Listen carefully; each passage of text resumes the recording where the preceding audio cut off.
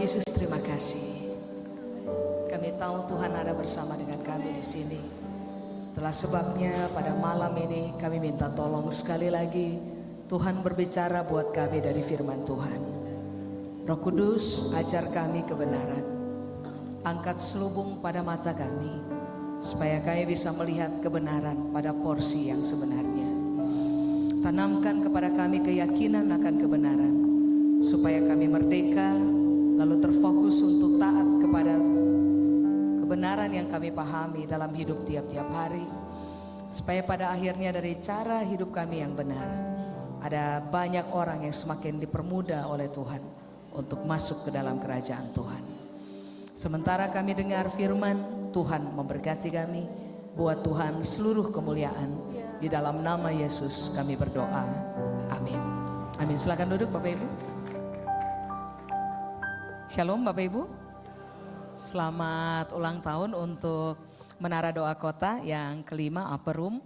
Saya berdoa kiranya pada penambahan usia kali ini saudara ditolong untuk semakin mengakar di dalam kebenaran, bertumbuh dengan sehat, menghasilkan buah-buah yang berkualitas yang nantinya bisa dinikmati oleh Tuhan dan juga bisa dinikmati oleh sesama manusia. Nah Bapak Ibu, tema kita malam ini untuk merayakan ulang tahun yang kelima dari Upper Room adalah menuai bersama dalam sukacita tuayan raya. Jadi kalau saudara semua sudah siap untuk dengarkan firman, saya ajak saudara untuk buka dengan saya Lukas pasal yang ke-10. Saya akan baca ayat 1 sampai dengan ayat yang ke-9 Bapak Ibu. Lukas pasal 10 ayat 1 sampai dengan ayat yang ke-9. Judul perikopnya adalah Yesus mengutus 70 murid. Ayat yang pertama. Kemudian daripada itu Tuhan menunjuk 70 murid yang lain, lalu mengutus mereka berdua-dua, mendahuluinya ke setiap kota dan tempat yang hendak ia kunjungi. Katanya kepada mereka, tuayan memang banyak, tetapi pekerja sedikit. Karena itu, mintalah kepada Tuhan yang mempunyai tuayan, supaya ia mengirimkan pekerja-pekerja untuk tuayan itu. Pergilah, sesungguhnya aku mengutus kamu seperti anak domba di tengah-tengah serigala. Janganlah membawa pundi-pundi atau bekal atau kasut, dan janganlah memberi salam kepada siapapun selama dalam perjalanan. Kalau kamu memasuki suatu rumah, katakanlah lebih dulu damai sejahtera bagi rumah ini. Dan jikalau di situ ada orang yang layak menerima damai sejahtera, maka salammu itu akan tinggal atasnya. Tetapi jika tidak, salammu itu akan kembali kepadamu. Ayat 7, tinggallah dalam rumah itu, makan dan minumlah apa yang diberikan orang kepadamu, sebab seorang pekerja patut mendapat upahnya. Janganlah berpindah-pindah rumah. Dan jikalau kamu masuk ke dalam sebuah kota dan kamu diterima di situ, makanlah apa yang dihidangkan kepadamu dan sembuhkanlah orang-orang sakit yang ada di situ, dan katakanlah kepada mereka, kerajaan Allah sudah dekat padamu.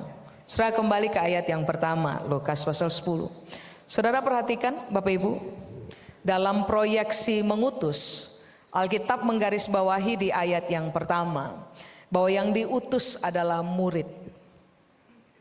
Jadi kalau misalnya kita mau berbicara tentang pengutusan, hal yang kemudian saudara dan saya perlu mempertimbangkannya adalah menghasilkan murid dari pelayanan kita, dari pengabdian kita kepada Kristus. Maka ini yang Alkitab bilang, hasilkan murid. Kita tadi siang sudah belajar murid, kalau dalam bahasa Yunani menggunakan kata matetes atau mantano atau mateo. Pengertiannya adalah pembelajar, seorang peniru dari hakikat kebenaran Kristus itu sendiri. Jadi Alkitab bilang yang diutus adalah murid. Dan rupa-rupanya dari ayat yang pertama, Alkitab memberitahukan kepada kita bahwa murid yang diutus itu tidak pernah satu orang. Seorang diri berdiri sendiri.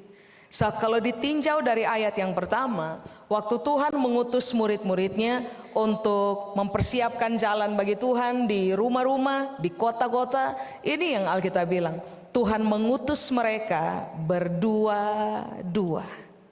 Betul? Nah, sekarang mari kita lihat dulu kata mengutus. Kata mengutus di situ menarik sekali Bapak Ibu. Mengutus sama dengan menunjuk. Tapi mengutus juga artinya adalah begini, memamerkan orang yang dia tunjuk agar dapat dilihat oleh semua orang. Tuhan tidak pernah mengutus orang-orang yang cara hidupnya tidak mewakili dia. Kenapa Tuhan harus utus murid? Sebab begini, hal yang kemudian menjadi salah satu tujuan Tuhan dalam proyeksi pengutusan adalah memamerkan murid-murid supaya pada akhirnya murid-murid bisa dilihat oleh banyak orang. Murid-murid adalah peniru Kristus sendiri. Seorang pembelajar yang mempelajari bagaimana kebenaran, mempelajari bagaimana Kristus hidup, lalu meniru aja cara hidup benar, meniru bagaimana cara Yesus hidup.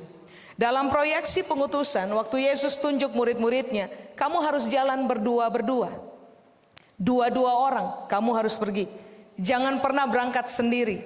Jangan pernah berdiri seorang diri. Kamu harus pergi berdua-dua. Dalam konteks sebagai murid. Sebab begini, kerajaan Allah tidak bisa dipamerkan kalau yang diutus adalah orang yang tidak memiliki atau mewakili karakteristik Kristus. Makanya kata mengutus artinya adalah Tuhan memamerkan orang yang dia tunjuk supaya bisa dilihat orang. Bagaimana orang bisa mengenal Kristus? Caranya sederhana. Orang harus lihat kita. Orang harus lihat Kristus di dalam kita. Banyak orang berkata, jangan lihat pendeta, lihat Tuhan aja. Salah konsep. Kalau saudara pelajari di 1 Korintus pasal 11 ayat 1, ini yang Paulus bilang. Ikutlah aku, sama seperti aku mengikut Kristus. Dengan kata lain Paulus bilang begini, kalau kamu mau tahu siapa Kristus yang sebenarnya, kamu lihat bagaimana cara saya hidup. Makanya di ayat yang pertama Alkitab bilang begini, Yesus menunjuk cuman begini, murid saja. Utus mereka, jangan pergi sendiri, harus berdua-dua. Utus mereka supaya pada akhirnya dengan kualitas kehidupan mereka sebagai murid, ini yang Alkitab bilang, Kristus dapat memamerkan kepada dunia supaya pada akhirnya orang bisa melihat Kristus dalam cara murid-murid punya hidup. Amin. Lalu ayat yang kedua Yesus bilang, tuaian memang banyak. Jadi percayalah, saudara dan saya tidak akan pernah mungkin kekurangan tuaian. Karena apa kata Tuhan dari sejak awal adalah tuaian itu banyak, tetapi garis bawahi, pekerja sedikit. Dengan berdiri seorang diri, saudara dan saya tidak mungkin akan bisa menuai tuaian yang banyak. Makanya tadi saya bilang di ayat yang pertama, Yesus mengutus muridnya, jangan pergi sendiri, berdua-dua, satu kelompok. Jangan memisahkan diri dari yang lain. Kalau berkaitan dengan tuaian, kamu akan berhadapan bukan dengan tuaian sedikit, kamu akan berhadapan dengan tuaian banyak. Makanya ini yang harus Yesus buat. Bekerja samalah, berjalanlah bersama-sama, supaya pada akhirnya tuaian yang banyak itu bisa dituai. Amin. Tetapi ada fakta menarik. Ini yang Yesus bilang, pekerjanya sedikit. Berarti garis bawahi lagi, satu orang atau saya saja, saudara saja berdiri tunggal gak mungkin bisa menuai tuaian banyak. Lalu Yesus bilang, minta kepada yang empunya tuaian supaya ia mengirim pekerja-pekerja untuk tuaian itu. Kata pekerja, ergates. Ergates sama dengan begini, orang-orang yang rela bekerja keras bagi sebuah tuaian. Jadi Yesus bilang, karakteristik dari murid bukan pemalas. Karakteristik dari murid adalah pekerja keras. Orientasi adalah kepada penuaian. Karakteristik dari murid pekerja sama dengan pelaku. pribadi yang mempertontonkan kualitas Kristus di dalam pemberitaan mereka. Makanya Yesus bilang begini, tuaiannya banyak, pekerjanya sedikit. Yang mau kerja keras untuk melakukan kebenaran, memberitakan kebenaran sedikit. Jadi Yesus bilang begini, minta supaya lahir orang-orang yang mau bekerja keras, mengabarkan kabar baik, beritakan Injil, muridkan beragam kelompok suku bangsa, supaya pada akhirnya tuaian yang banyak bisa dituai sendiri, tidak, bersama-sama. Amin. Sekarang kalau ditanya, kenapa harus bersama? Coba saudara lihat ayat yang ketiga. Alkitab bilang begini, aku mengutus kamu seperti anak domba di tengah serigala. Tidak ada satu ekor domba yang bisa lawan serigala. Satu kawanan bisa hadapi serigala. Makanya berkaitan dengan tuaian, berkaitan dengan pengutusan. Ini yang Yesus garis bawahi, bahwa yang akan kamu hadapi adalah serigala. Kalau kamu datang sendiri, kamu bisa rusak. Serigala tidak akan pernah bisa menjadi tuaian bagi kamu. Kamu harus datang berkelompok, kamu harus datang bersama-sama, sebab yang akan kamu tuai pada akhirnya somehow adalah serigala. Domba diutus ke tengah-tengah serigala. Apakah serigala? Likos. Serigala sama dengan begini Pak Ibu, manusia yang kejam, serakah, rakus, dan suka merusak. Ulang, manusia yang rusak, serakah, rakus, kejam. Ini tuaian. Tidak bisa didatangi seorang diri. Sebab saudara dan saya, kalau seorang diri tidak sebagai murid, tidak menjadi pelaku kebenaran, maka yang akan terjadi adalah saudara dan saya punya possibilities untuk menjadi orang yang kejam, serakah, rakus, lalu rusak. Kenapa harus bersama-sama? Kenapa harus dalam sebuah kawanan? Kenapa harus bersama dengan orang-orang yang juga adalah murid Kristus menuai? Sebab rupa-rupanya kuasa kebersamaan, kualitas yang digabungkan bersama-sama akan menolong saudara dan saya berhadapan dengan fakta begini. Manusia kejam, serakah, rakus, merusak, menggiring mereka kepada kebenaran firman Allah, mempertontonkan kepada mereka kualitas Kristus di dalam kita, supaya pada akhirnya yang serigala berubah jadi domba. Bukan domba diutus ke tengah-tengah serigala sehingga domba jadi serigala. Domba harus diutus ke tengah-tengah serigala, supaya pada akhirnya ketika serigala berinteraksi dengan kualitas Kristus di dalam saudara dan saya, supaya pada akhirnya ketika serigala melihat bahwa ada kekuatan Kristus yang digabungkan bersama-sama di dalam kita, maka serigala punya potensi untuk bertemu dengan kerajaan Allah, bertemu dengan kebenaran. Lalu begini, rusak aja identitas, berubah jadi domba. Amin. Ayat 4 kita skip. Ayat 5 Alkitab bilang gini, kalau kamu masuk dalam sebuah rumah, kamu yang mana? Individual? Tidak, as a community. Sebagai sebuah komunitas, pasangan, orang yang berjalan bersama-sama dan punya tujuan bersama. Ini yang Alkitab bilang, kalau kamu memasuki suatu rumah, katakan lebih dulu, damai sejahtera bagi rumah itu. Damai sejahtera sama dengan begini, beritakan pembebasan dosa, beritakan pembebasan dari malapetaka, beritakan bahwa orang bisa dimerdekakan pada waktu mereka mempercayai Kristus sebagai Tuhan dan Raja yang berdaulat dalam kehidupan mereka. Berikutnya, apa ini maksud dengan damai sejahtera? Ini yang Tuhan ajarkan. Damai sejahtera sama dengan eirene. Eirene itu artinya adalah begini, kemampuan untuk hidup berdamai antar manusia dengan Tuhan, dan juga kemampuan untuk hidup berdamai seorang akan yang lain. Kenapa Tuhan harus utus kita? Dua berdua. Tuhan harus utus kita sebagai pasangan.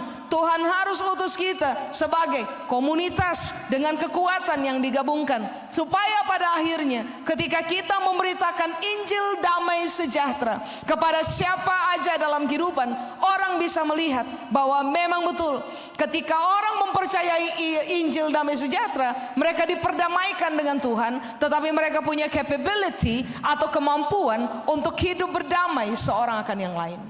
Tahukah saudara bahwa rata-rata Tuhan tidak dihormati orang, Injil ditolak oleh orang ketika orang tidak menerima atau tidak bisa melihat bahwa pemberita Injil hidup dalam damai sejahtera? Makanya kenapa Yesus bilang begini, beritamu adalah damai sejahtera. Berarti kamu harusnya adalah perwakilan representatif dari damai sejahtera. Bagaimana bisa kita berbicara kepada orang lain mengenai begini, Kristus memperdamaikan kamu dengan dirinya.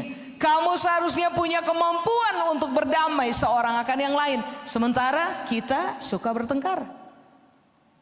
Kita memicu masalah dalam hubungan.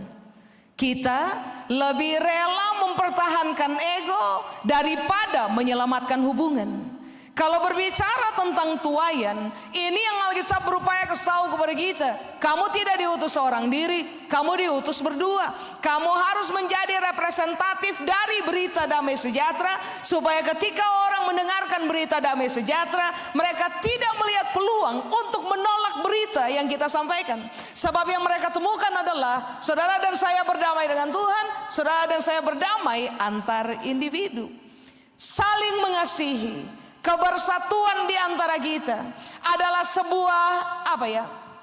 sebuah hal hebat yang akan membuka peluang sangat besar untuk berita damai sejahtera diterima oleh siapa aja. Tadi saya sudah bilang kepada saudara, Yesus bukan sekedar utus orang yang jago bicara. Yesus utus murid. Yesus bukan sekedar mengutus orang yang bisa berkhotbah, orang yang bisa mendefinisikan Injil dengan benar. Yang Yesus utus adalah murid. Representasi dari karakteristik Tuhan yang menawarkan pendamaian dengan orang berdosa. Yesus utus orang berdua-dua supaya pada akhirnya berita damai sejahtera jangan ditolak orang. Amin. Ayat 6 kita skip, ayat 7 sampai 8 kita skip. Tapi coba saudara lihat, ayat 8 saya baca. Dan jikalau kamu masuk ke dalam, garis bawahi tadi rumah sama dengan oikos, bisa mewakili rumah tempat tinggal, bisa mewakili keluarga, bisa mewakili komunitas. Tetapi di ayat yang ke-8 Alkitab bilang begini, jikalau kamu masuk ke dalam sebuah kota, garis bawahi, waktu Tuhan utus orang ke dalam sebuah oikos, rumah, keluarga, komunitas, Tuhan tidak pernah mengutus satu orang. Waktu Tuhan utus orang ke dalam sebuah kota, Tuhan tidak pernah utus satu orang, satu gereja, satu denominasi, satu perkumpulan aja. Itulah sebabnya mengapa ayat 1 ditulis, mereka diutus berdua-dua dalam sebuah kelompok secara bersama-sama. Tuhan utus kita kepada rumah, tapi Tuhan juga utus kita kepada kota. Lalu di ayat yang ke-9 Alkitab bilang ini, sembuhkanlah orang-orang sakit yang ada di situ. Katakanlah kepada mereka, bagaimana? Kerajaan Allah sudah dekat. Sembuhkanlah. Artinya adalah begini Bapak Ibu. Yunani bilang terapeo atau sembuhkanlah yang sakit tentu saja. Itu artinya adalah begini. Kalau ada orang-orang yang secara fisik, moral, mental, cara berpikir, cara hidup lemah, sakit, tidak punya kekuatan untuk memerdekakan diri sendiri. Nah ini yang Alkitab bilang, sembuhkan mereka. Kasih tahu buat mereka bahwa kerajaan Allah sudah dekat. Statement begini, kerajaan Allah sudah dekat. Sudah dekat itu artinya adalah begini, Tuhan sendiri sebagai Raja di dalam kerajaannya telah mengambil keputusan untuk tarik orang luar datang bergabung dengan kerajaan Allah. Dan kapan itu terjadi? Sekarang itu terjadi. Nah, hari itu Tuhan berkata kepada murid-muridnya, kamu masuk kota, kasih tahu kepada orang-orang, kamu ditarik untuk masuk ke dalam kerajaan Allah.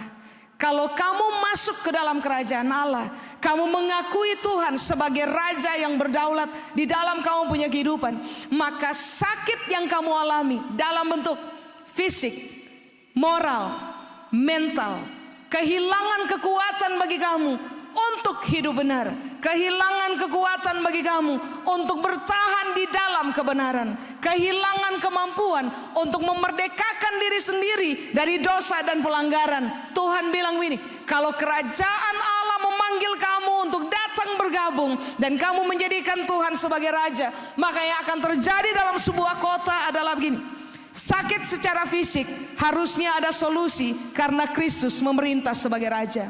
2, persoalan-persoalan penyakit moral, bahkan mentalitas. Orang-orang yang tidak kuat berdiri dan bertahan di dalam konsistensi gaya hidup benar, ternyata ketika Raja yaitu Kristus sendiri memerintah atas kehidupan mereka, maka yang tadi kita nyanyikan tuh, orang-orang akan sangat bersuka cita. Kelepasan terjadi di mana-mana, kesembuhan kualitas manusia terjadi di dalam sebuah kota. So, kalau sampai manusia yang hidup dalam sebuah kota sehat, fisik, moral, mental, dibebaskan dari kejahatan, dibebaskan dari belenggu dosa dan kelaliman, yang terjadi adalah mereka mampu hidup benar. Apabila orang benar hidup dalam sebuah kota, maka sejahteralah kota itu. Amin. Mari saya ulang, garis bawahi. Kalau mau bicara tuaian, saudara dan saya harus mempersiapkan murid. 1, 2, 3, tidak. Sebanyak mungkin murid. Jangan utus satu-satu. Utus dalam pasangan. Pergi bersama-sama. Kerjakan Tuhan punya mandat bersama-sama. Saudara dan saya sebagai gereja yang menetap pada kota ini, Alkitab tadi bilang, waktu Tuhan utus kita, kepentingan Tuhan adalah memamerkan Dia punya kualitas dalam hidup kita. Entah itu secara pribadi, entah itu secara komunal, dan kualitas Tuhan yang telah menetap di dalam kita, Alkitab bilang begini, memang harus dipamerkan. Kerajaan Allah harus ditegakkan pada sebuah kota. Apakah kerajaan Allah? Semua kita paham. Kerajaan Allah adalah Basilea. Apakah Basilea? Alkitab bilang begini, dominasi, kekuasaan, kedaulatan, pemerintahan Allah, aturan-aturan kebenaran yang ditetapkan oleh kerajaan Allah harus berdiri tegak dalam sebuah kota. Sebuah fondasi kebenaran yang berkaitan dengan Basilea atau kerajaan Allah harus diletakkan di dalam sebuah kota. Nah, itu tidak bisa dikerjakan seorang diri, harus dikerjakan bersama-sama oleh murid Kristus dalam sebuah kota. Amin. Sekarang coba saya undang saudara buka dengan saya Yohanes pasal 17 ayat 11. Entah saudara mencermatinya atau tidak, tetapi semakin ke sini orang semakin suka berdiri sendiri. Semakin ke sini orang lebih suka untuk begini, tampak seorang diri. Padahal dari sejak awal kalau berbicara tentang penuaian, Tuhan tidak pernah menggarisbawahi konsep seorang diri dan berdiri sendiri. Makanya coba lihat Yohanes pasal 17 ayat yang ke-11. Alkitab bilang ini Bapak Ibu, dan aku tidak ada lagi di dalam dunia, tetapi mereka masih ada di dalam dunia, dan aku datang kepadamu. Ya Bapa yang kudus, peliharalah mereka dalam namamu, yaitu namamu yang telah engkau berikan kepadaku, supaya mereka menjadi satu sama seperti kita. Kesatuan tidak muncul tiba-tiba, Bapak Ibu. Kesatuan selalu muncul ketika orang terpelihara di dalam Tuhan punya nama. Yang tadi saya bilang, persoalan dari kebanyakan gereja hari ini adalah berbicara tuayan, tetapi mau tampil seorang diri, membawa nama seorang diri. Padahal ini yang Alkitab ajar. Saya ulang, berkaitan dengan kota, berkaitan dengan kerajaan Allah, berkaitan dengan persoalan pemberitaan damai sejahtera, berkaitan dengan persoalan penuaian. Alkitab bilang begini, jangan pergi sendiri, harus dua-dua. Makanya isi doanya Yesus adalah begini, Pak, tolong pelihara mereka di dalam Bapa punya nama. Kalau mereka tidak terpelihara di dalam Bapa punya nama, mereka tidak mungkin jadi satu. Alkitab bilang begini, berjalankah dua orang kalau mereka belum bersepakat? Sedangkan proyeksi pengutusan adalah minimal 2 orang. Supaya bisa berjalan bersama-sama dibutuhkan kesepakatan. Itulah sebabnya ini doanya Yesus. Setelah itu kemudian yang terjadi adalah pengutusan. Ini doa Yesus, Pak, saya ingin sekali mereka bersatu. Supaya mereka bersatu, ini yang Yesus bilang, pelihara mereka dalam garis bawahi Bapa punya nama. Kata peliharalah Bapak Ibu, artinya adalah begini, jaga jangan sampai mereka hilang dari Bapa punya nama. Tolong dijaga supaya mereka bisa memenuhi perintah yang menggunakan Bapa punya nama. Kata peliharalah, tereo, artinya adalah begini, tolong supaya mereka tetap berpegang teguh dan terikat kepada Tuhan punya nama. Kembali kepada kitab yang tadi kita baca, Lukas. Waktu Yesus mengutus murid-muridnya 2-2. Kenapa mereka bisa berjalan 2-2? Karena yang utus mereka tahu betul Yesus satu nama aja. Makanya kenapa Yesus bilang kepada Bapa, saya ulang, Pak, tolong supaya mereka jangan hilang dari Bapa punya nama. Tolong supaya mereka berpegang teguh pada Bapa punya nama. Tolong supaya mereka seorang akan yang lain ada pada posisi terikat karena Bapa punya nama. Tolong supaya mereka sama-sama memenuhi perintah. Perintah dari siapa? Bapa punya nama. Mau menuai bersama? Pertanyakan, nama siapa yang saudara usung? Kalau bukan Bapa punya nama, kesatuan tidak mungkin terjadi. Jalan bersama-sama tidak mungkin terjadi. Agak sukar Tuhan memamerkan gereja kepada dunia kalau ternyata bahkan gereja tidak mengusung Bapa punya nama. Hidup dalam kesepakatan, punya berita yang sama karena yang mengutus adalah sama. Apakah nama, Bapak Ibu? Nama dalam bahasa Yunani menggunakan kata onoma. Onoma itu artinya yang pertama adalah begini, otoritas. Nama atau onoma berkaitan erat dengan begini, nama yang mewakili otoritas, nama yang mewakili karakter, nama yang mewakili kedudukan, nama yang mewakili kewibawaan.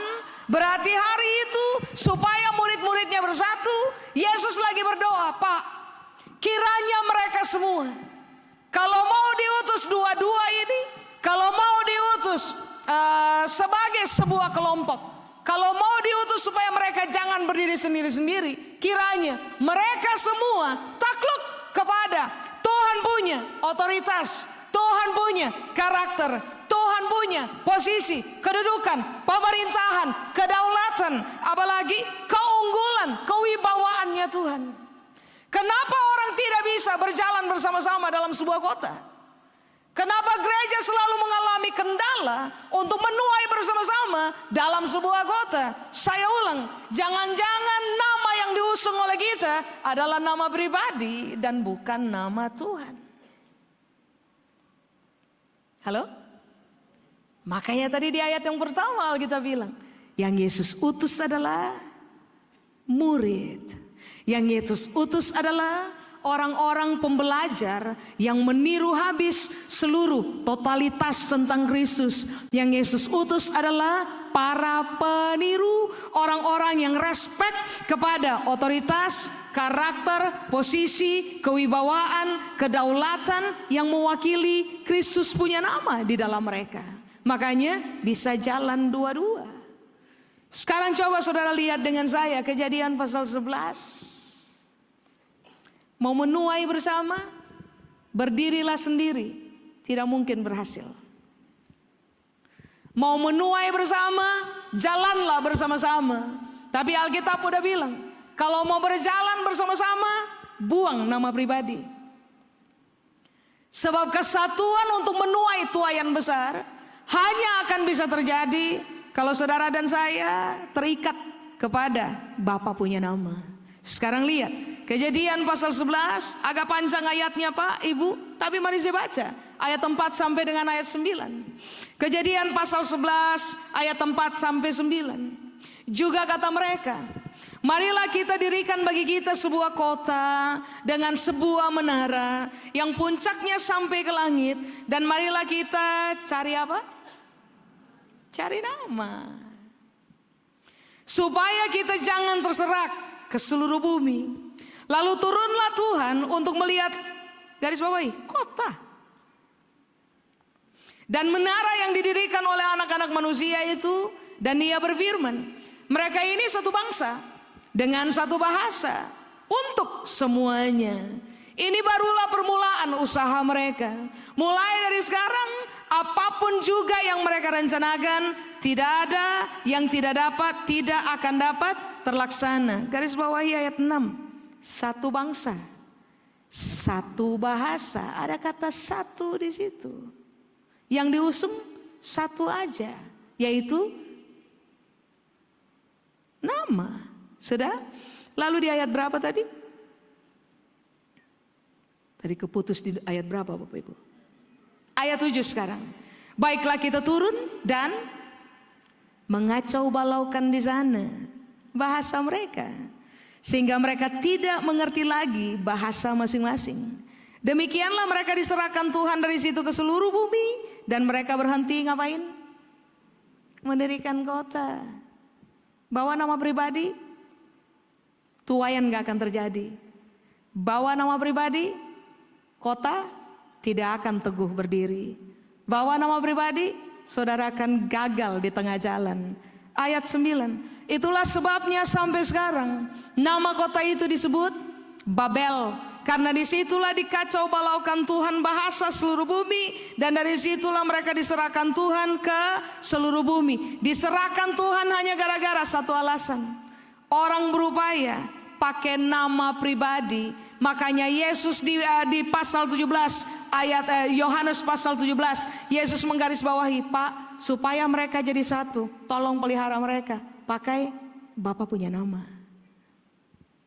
Bapak Ibu, kata nama Kejadian 11 ayat 4. Kata Ibrani yang dipakai adalah Sem. S-E-M, nama. Nama pada Kejadian 11 ayat 4 artinya adalah begini. Tanda individualitas. Itu nama Sem. Kenapa Tuhan kacaukan upaya mereka untuk mendirikan kota? Kenapa Tuhan kacaukan sehingga pada akhirnya mereka terserak aja dan gagal aja untuk mencapai tujuan? Sederhana, rupa-rupanya Alkitab bilang begini, karena mereka cari nama untuk diri mereka. Nama sama dengan apa tadi? Tanda individualitas. Ulang, mau menuai bersama, jalan bersama-sama. Jangan berdiri di dalam konsep individualitas. Tidak ada penuaian besar bisa dituai oleh individu.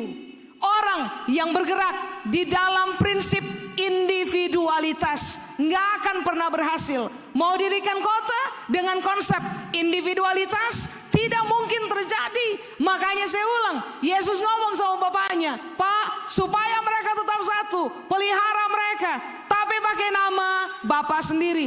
Jangan pakai mereka punya nama. So kalau pakai mereka punya nama, yang terjadi adalah mereka akan bergerak individualitas.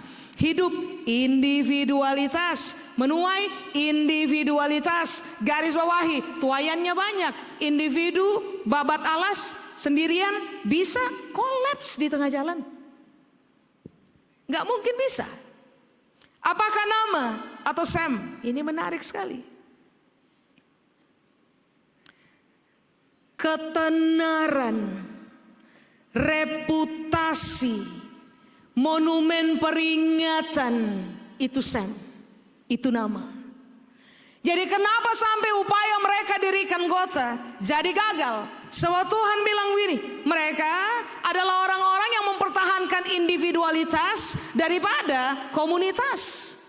Mereka adalah orang-orang yang mengejar ketenaran secara individualitas, bukan nama Bapa. Mereka adalah pribadi-pribadi yang mengejar reputasi untuk individualitas. Saudara kalau membaca Filipi pasal 2, saudara akan menemukan kalimat begini. Saya lupa ayatnya, tapi ada bunyinya. Alkitab bilang begini. Dan ia telah mengosongkan dirinya, lalu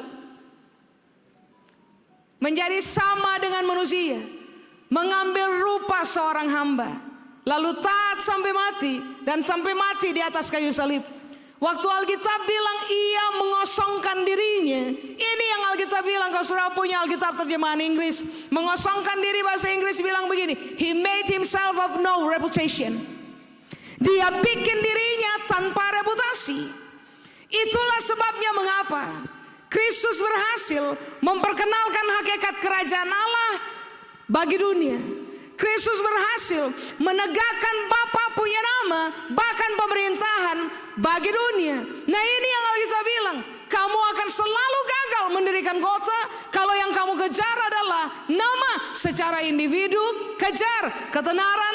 Kamu akan selalu gagal apabila yang kamu pertahankan adalah reputasi individual. Lalu berikutnya apa coba? Semua orang yang bergerak tidak pakai Bapa punya nama, yang tidak hidup di dalam kesatuan, mereka akan selalu berubah menjadi kata nama sama dengan Sam, sama dengan monumen peringatan.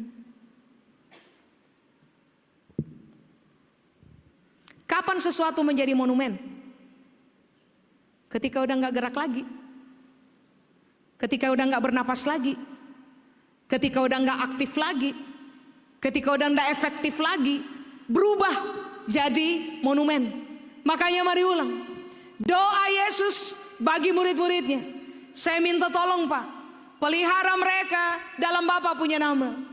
Kiranya mereka semua terikat kepada Bapa punya nama, Bapa punya otoritas, Bapa punya kepentingan, Bapa punya posisi, Bapa punya kewibawaan, Bapa punya kerajaan. Supaya kalau saya utus mereka untuk kepentingan tuayan yang banyak, mereka bisa berjalan bersama-sama di balik, menyingkirkan seluruh hal yang tadi Alkitab bilang ini.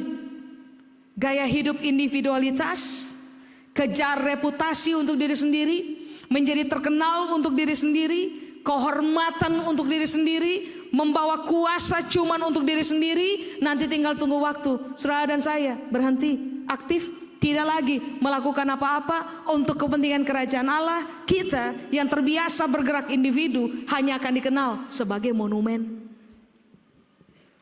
Bicara tuayan besar, monumen tidak pernah bisa terlibat dalam penuaian. Bicara tuayan bersama-sama, tuayan besar, bergeraklah secara individu. Bawalah nama sinode sendiri aja. Tolaklah bergabung dengan gereja yang lain. Tolaklah berdamai dengan sinode yang lain. Tinggal tunggu waktu. Kalau hari ini menurut saudara-saudara sedang bekerja dan bergerak untuk menuai di dalam kota, tinggal tunggu waktu. Bergeraklah sendiri, kejarlah nama sendiri. Jadilah orang yang mengejar reputasi atau keterkenalan atau ketenaran untuk diri sendiri. Tinggal tunggu waktu. Siapapun yang menuai seorang diri akan berubah jadi monumen. Makanya kenapa Alkitab bilang begini, Kalau Yesus utus murid, dia tidak utus murid berdiri sendiri. Kalau Yesus utus murid untuk kepentingan penuaian besar, dia utus mereka di dalam penggabungan komunitas kebersatuan yang diusung adalah Bapa punya nama, karakter, otoritas, wibawa, posisi, kedudukan, kedaulatan. Kalau ini yang kita mainkan Bapak Ibu. Gereja 1 daya tampung 1000, gereja 2 daya tampung 2000, gereja 3 daya tampung 3000. Kalau gereja yang pertama dengan daya tampung 1000, rupa-rupanya mengalami penambahan jumlah jemaat 2000 orang. Harusnya kita rela berbagi. Saya cuman bisa tampung 1000, yang 1000 saya kasih deh kepada teman yang bisa menampung 2000.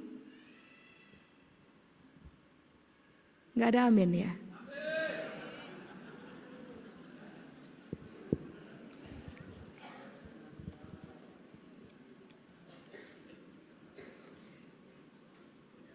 Yang kapasitas 2000, tiba-tiba terjadi lonjakan pertobatan besar-besaran. Orang dijamah oleh Tuhan begitu rupa karena berita Injil. Orang takluk kepada kedaulatan dan pemerintahan Tuhan. Somehow tiba-tiba gereja dengan kapasitas 2000 menerima lonjakan penambahan 2000. Isinya udah 2000, ketambahan 2000. Kenapa maksa menampung semua? Kenapa anda bagi dengan orang yang kapasitas jemaatnya adalah 3000? Kasih 1000. Bagi 1000 yang lain kepada yang kapasitasnya 4000. Masih berpikir kayaknya.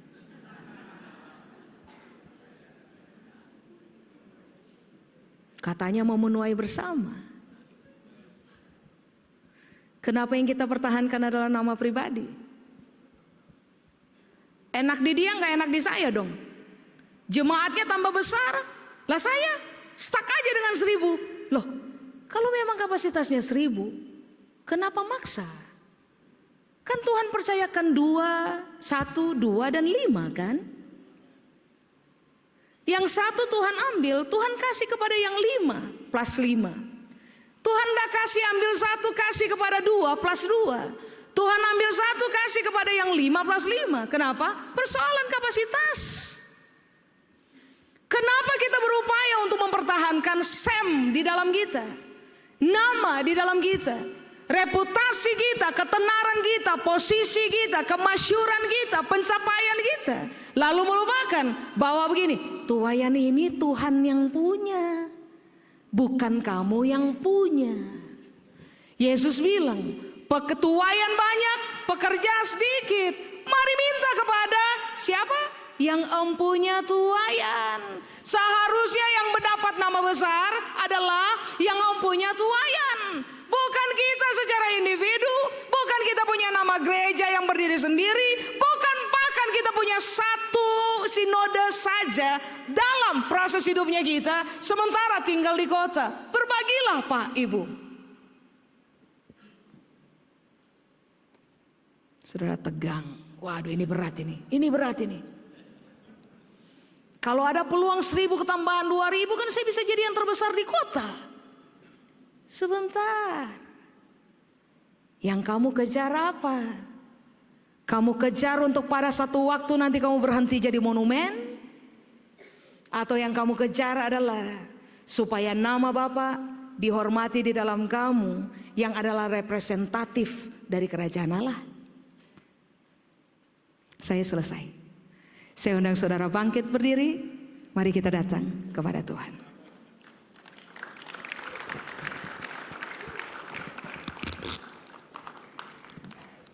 Pikirkan Pak Ibu, kota ini besar.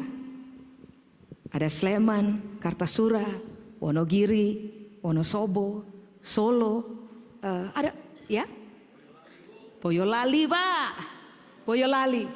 Ada banyak. Saudara gereja, let's say ini jalan apa? Di Hotel Haris jalan apa? Ya, Tendean, Slamet Riyadi. Kalau gereja saudara ada di Slamet Riyadi, di sini. Sedangkan gini, tuaian besarnya di beragam jalan. Saudara enggak bisa panggil semua orang di beragam jalan di kota Solo untuk datang ke Selamat Riyadi. Bagi. Jangan makan roti untuk diri sendiri. Bagi. Kalau jiwa yang bertobat tinggalnya tidak di Selamat Riyadi, tinggalnya di jalan apa yang paling jauh dari Selamat Riyadi?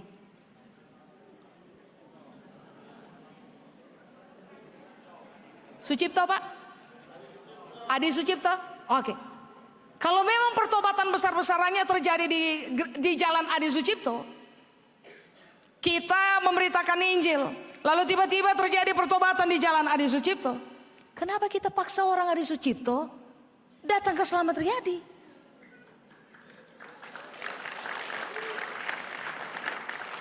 Suruh mereka pergi aja kepada kita punya teman-teman satu nama Bapak yang sama. Suruh mereka pergi aja ke teman-teman yang tinggal di Selamat Riyadi. Bagaimana kalau teman-teman yang gerejanya di Selamat Riyadi tambah lama tambah besar?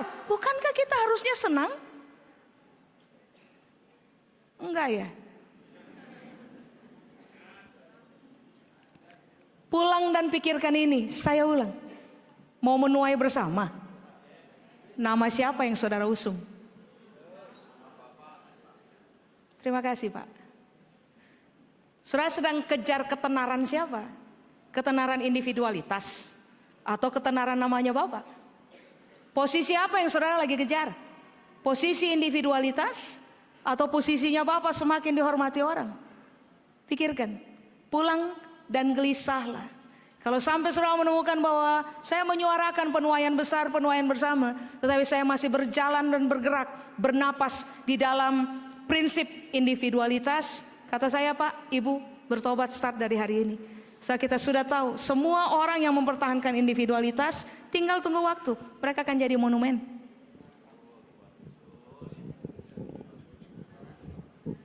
Mari kita berdoa.